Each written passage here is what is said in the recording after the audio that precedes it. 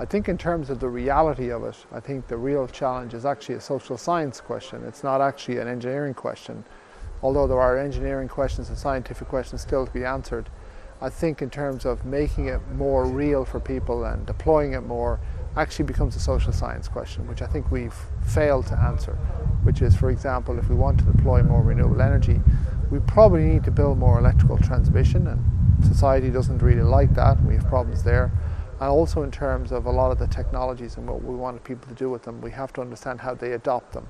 So scientifically, technically, we understand it very well.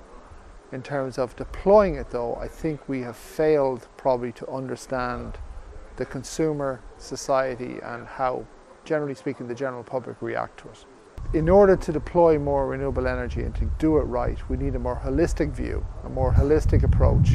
And what I mean by that is we need policymakers, regulators, economists, engineers, social scientists, and society in general. It needs to be a collective approach made to it. So I think we've probably been too concentrated on the technology and the science and too less concentrated on some of what I call the softer issues, which are very important. Offshore energy has several different aspects. It can be offshore wind, it can be offshore to produce wave energy, it could be tidal stream energy, and in fact it could be offshore PV, because some people are talking about floating PV.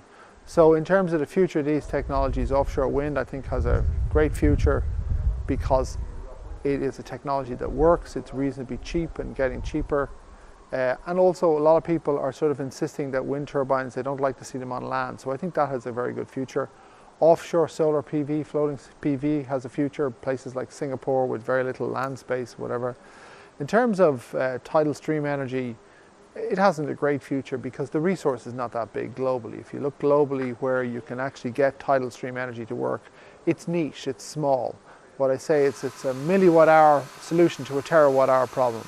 Wave energy is a technology that simply doesn't work. It's got a lot of challenges to make it work. But even when it does work, the problem with wave energy is that it's so correlated with wind energy, its value to the system is low. So I'll try to explain that simply, that we will have a lot of wind energy in the system. We're having a lot of wind energy. It's very correlated to wave energy in terms of resource.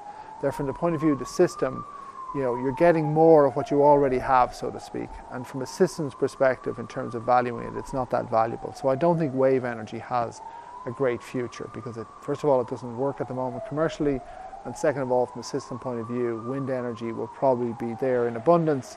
And as you put more and more of a resource into a system, it gets less and less valuable.